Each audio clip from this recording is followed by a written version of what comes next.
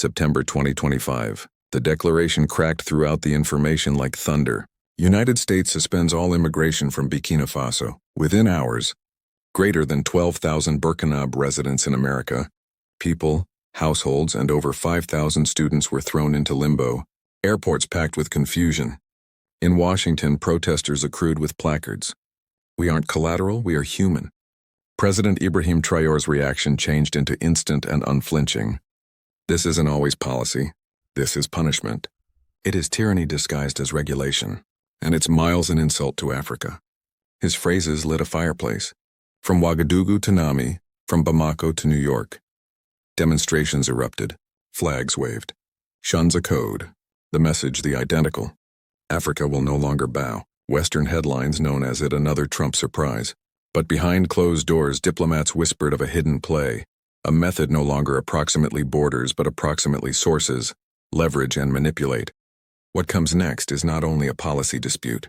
It is the start of a warfare where visas, oil, and gold collide, and wherein Africa ought to pick submission or sovereignty. The decree hit like a hammer.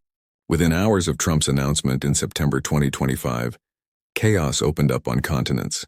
At JFK Airport, Burkinab students arriving for fall semester were pulled aside, their visas invalid. Some wept openly as they known as families again home. In Houston, people in production camps have been instructed their lets-in would expire within weeks. In Washington, legal professionals scrambled, telephones humming non-stop with determined pleas. "My papers are gone. What do I do now?" The numbers advise the scale of the blow. More than 12,000 Burkinab citizens directly affected, 5,300 of them college students. But facts couldn't seize the worry. In dormitories, younger women and men packed their assets, unsure if tomorrow could bring deportation. Mothers clutched children tighter at immigration workplaces, expecting answers that in no way came. Back in Ouagadougou, the information landed like a thunderclap. Crowds accrued out of doors the United States Embassy, holding handwritten signs. "We aren't criminals. We are college students." Radio stations lit up with callers denouncing the flow as monetary blackmail. Across Mali and Niger, allied states within the Sahel, solidarity marches crammed city squares. President Ibrahim Traore addressed the nation the very subsequent day. His words have been sharp, unflinching. This isn't always immigration policy. It is punishment. It is tyranny disguised as law, and it's far an insult to Africa. The speech electrified the streets. Citizens banged pots from balconies. Students waved flags. Miners left their shafts to sign up for protests. For many, it changed into now not just about visas. It turned into about dignity. International response changed into quick. African Union officers convened an emergency session, condemning the suspension as discriminatory. European commentators debated the information of concentrated on a country with any such small migrant drift. Meanwhile, in Washington, Trump doubled down, maintaining at a rally. "If they want get admission to our markets, they will respect our rules." The applause of his supporters echoed across American TV screens. But in Africa, the clip changed into replayed with outrage. By week's stop, the disaster had morphed into something far larger than immigration. It became a query of sovereignty, of the way some distance a superpower could visit, bend a small state to its will. Burkina Faso stood at the middle of the storm, and Traore, as soon as seen as a fiery but remoted chief, was now a rallying factor for tens of millions. The White House briefing was brief, nearly informal. Officials framed the choice as a matter of countrywide protection and migration manipulate. However, the scale became unheard of. Not best were new visas halted. However, thousands already residing within the United States had been instructed their criminal fame might soon be void. Students, people, or even households watching for reunification confronted an unsure countdown. At first glance, it appeared like some other hardline immigration circulate consistent with Trump's past rhetoric. But within days, reporters and diplomats commenced asking, why gold Burkina Faso? Visa, without a mass migration to America?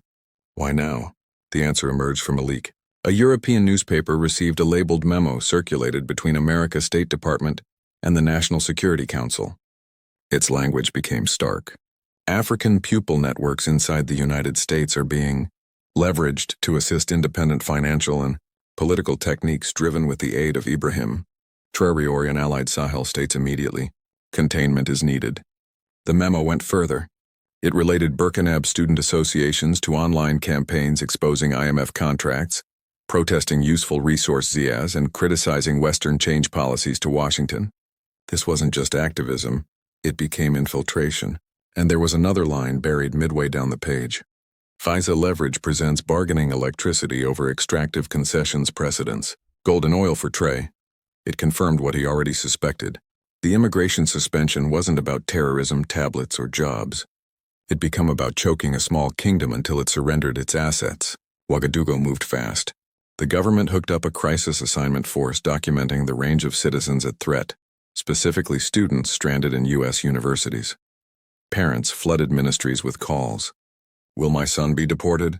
Will my daughter's degree be wasted? Traore addressed the state. They want to show our kids into hostages.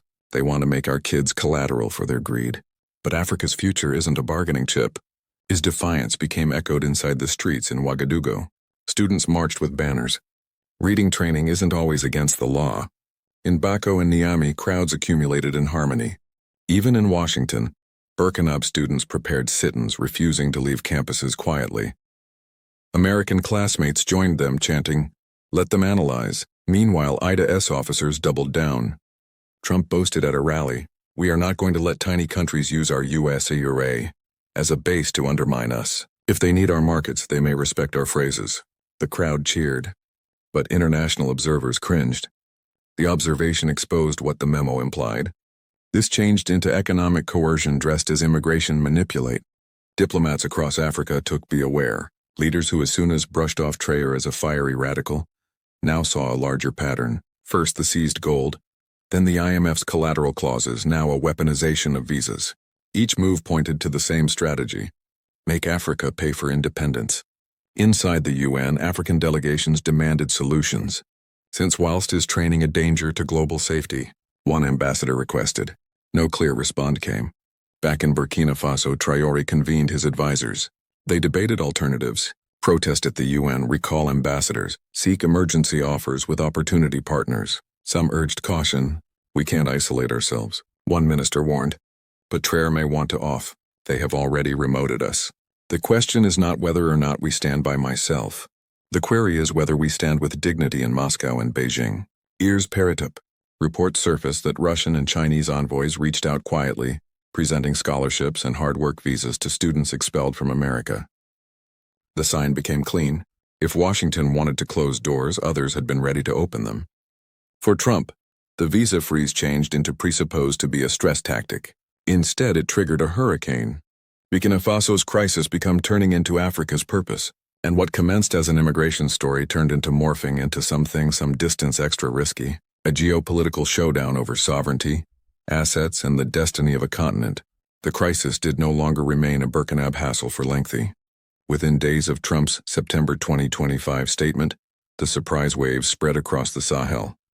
In Bamako, Mali's capital, masses of students marched to the U.S. Luffer embassy, their chants echoing through the streets. "If you deport them, deport us all." In Niamey, Niger's parliament erupted in fierce debate. Opposition leaders accused Washington of monetary hostage-taking and warned that the Sahel could not be treated as a group of colonies. The symbolism changed into unmistakable. An assault on one changed into an attack on all. The pictures struck the sector with force at Howard University in Washington. Birkenab College students staged a sit-in lasting days. They unfurled banners across the campus lawn. "We are students now, not pawns." Their American classmates joined them, chanting in unison. On Pennsylvania Avenue, a crowd gathered throughout from the White House. Placards carried slogans in French and English. "Education is not against the law. Africa is not collateral." For the first time, normal Americans got here face to face with the young people stuck in the crossfire of a geopolitical feud. Back home, Traore grew to become crisis into rallying cry. In a countrywide address broadcast on each radio and call across Burkina Faso, his words reduced sharp. The idea they could spoil us by using focused on our children overseas. Instead, they've united us. Africa is not a land of subjects. We are partners or we are not anything at all. The line traveled quicker than any decree. Within hours, the hashtag "We Aren't Collateral" exploded across social media from Dar to Johannesburg. In South Africa, scholar unions held unity vigils.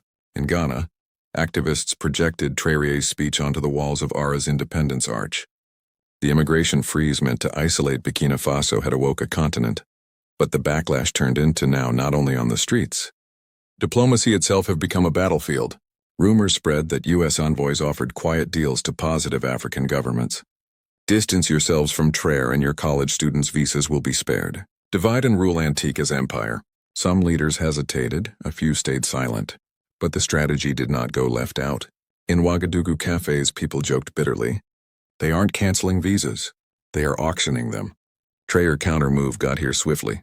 He welcomed delegations from Moscow and Beijing. Within the week, their presence became now not subtle. Russian diplomats spoke overtly of providing emergency scholarships for displaced Burkina college students.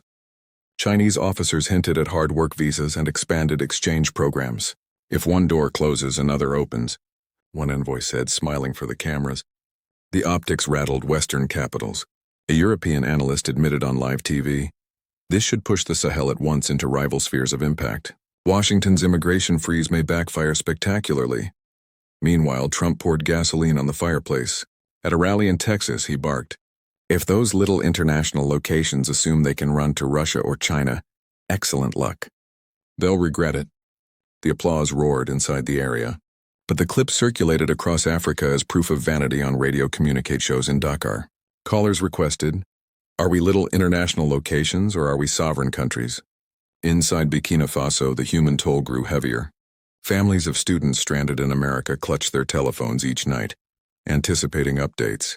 Workers abroad sent fewer remittances as contracts slipped into jeopardy in Ouagadougou's markets. Imported items rose in price. Yet despair did now not spoil the human beings. Communities pulled cash for struggling households. Volunteers opened loose lessons for college students who might be compelled to go back mid-semester. If they ship you home, one trainer advised a set, you will nevertheless look at. You will still construct. And then got here the protests. Massive, thunderous, defiant. In Ouagadougou, tens of lots marched through the capital. They carried pics of students at American airports. Their fists raised excessive. Police stood equipped but had been by no means needed. The threat drowned the whole thing else. Our children aren't bargaining chips. In Bokako, effigies of contracts had been set ablaze.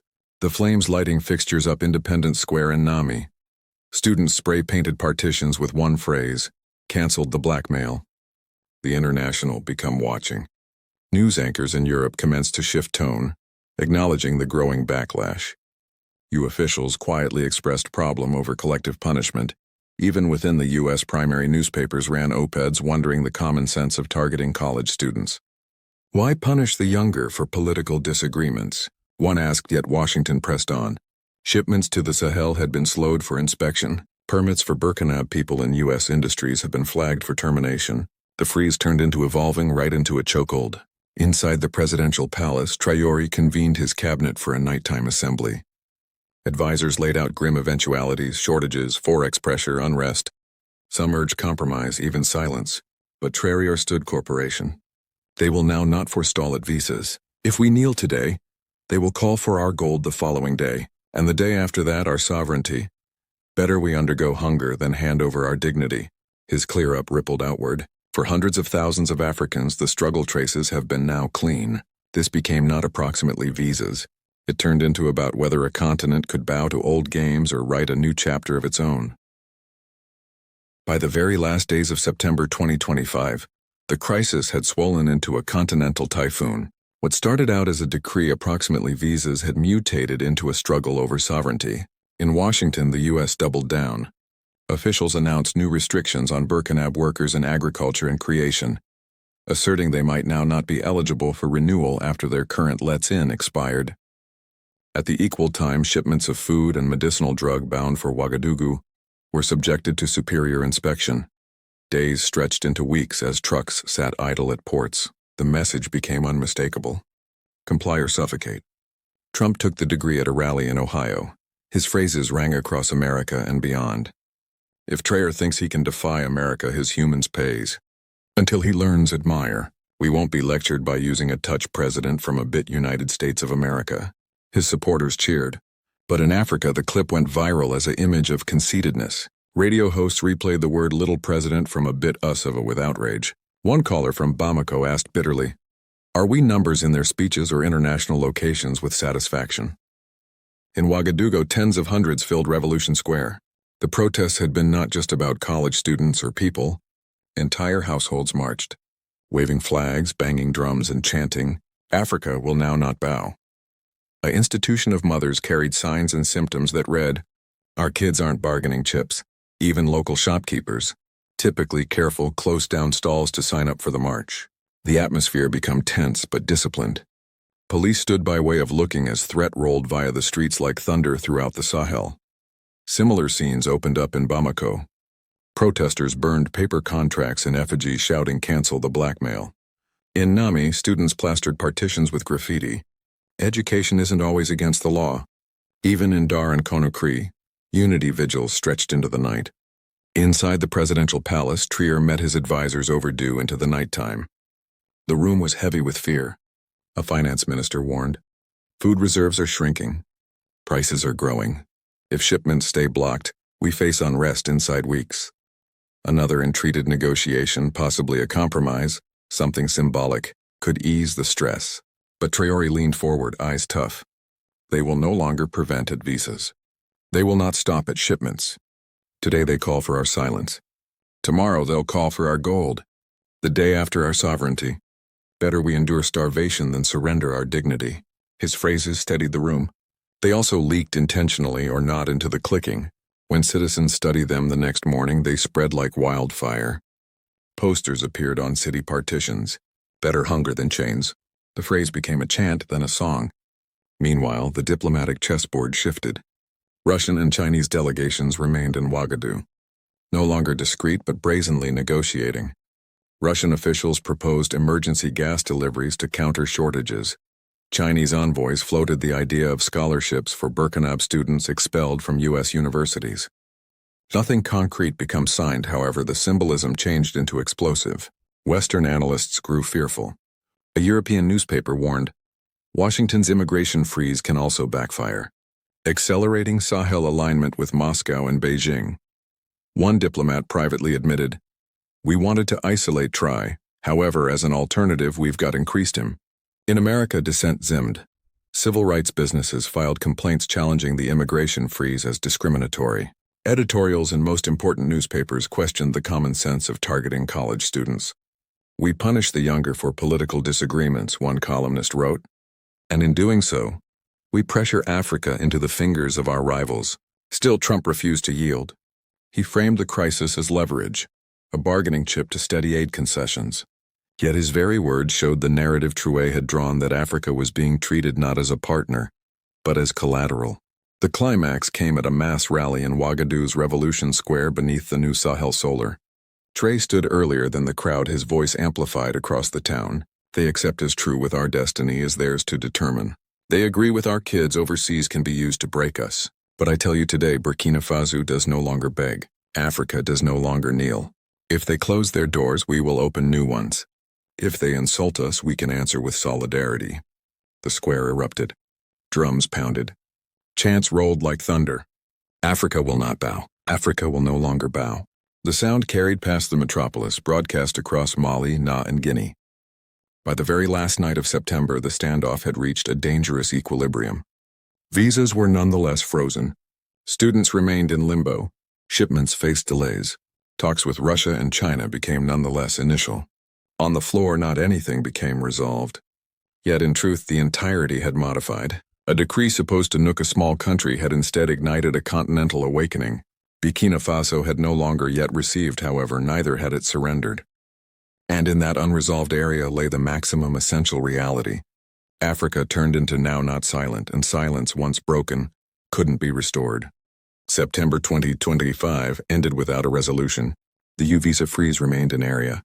Shipments to the Sahel have been nonetheless behind schedule. Thousands of Burkinab students and workers overseas confronted an uncertain future. On paper, the pressure regarded intact. But under the numbers, something irreversible had shifted. Across Africa, voices once hesitant had grown corporation. Radio hosts in Dar declared, "This is not Burkina Faso's combat by myself. This is Africa's dignity on trial." In Bamako, college students grew to become Revolution Square into an open schoolroom, teaching one another underneath banners that read, Knowledge is freedom. In Niamey, farmers pulled grain to help households who had lost remittances. The continent turned into bruised, however now not broken. In Ouagadougou, Ibrahim Traore stood yet again earlier than his human beings. Revolution Square changed into packed tens of lots sturdy, with flags waving inside the warm nighttime air. His phrases carried now not simply throughout Burkina Faso, but through radios and live streams into homes from Senegal to South Africa. They can droop visas. They can postpone ships. They can try to make us afraid. However, they cannot cancel our dignity. They cannot silence a continent that has located its voice. This conflict isn't always Burkina Faso's alone. It belongs to Africa, and Africa will decide whether or not to bow or to rise. The crowd responded with a thunderous chant. Rise, rise, Africa is. The sound rolled like a drumbeat, not just in Ouagadougou, however, across the Sahel, echoing in streets, classrooms, and marketplaces. Observers abroad took note. Analysts warned Washington that the freeze had created an image out of Traore, an image of defiance that would outlast any decree. European newspapers admitted that America's strategy had become a visa dispute into a query of sovereignty. Even in the U.S., commentators requested whether or not punishing students had weakened America's affect, instead of bolstered it. But Traore himself saved the point of interest now not on geopolitics but on precept. He closed his cope with a sentence that reduced to the heart of the problem. We did no longer ask for permission to exist. We had been born free and unfastened. We will continue to be no matter the cost. The crowd erupted. Drums rolled. Fists lifted. Voices merged into one. For that nighttime as a minimum, hunger and uncertainty faded below something more potent. Unity. The future remained unsure. Would negotiations with Russia and China yield real independence or clearly another form of dependence? Would the U.S. visa freeze a collapse below global criticism, or harden into lengthy-term hostility? No one should say, but one fact turned into now simple. Africa had spoken and silence could now not go back. If you consider Ibrahim Traore's voice speaks not only for Burkina Faso, however for the soul of Africa, proportion this story. Subscribe to join the adventure of a continent that refuses to kneel.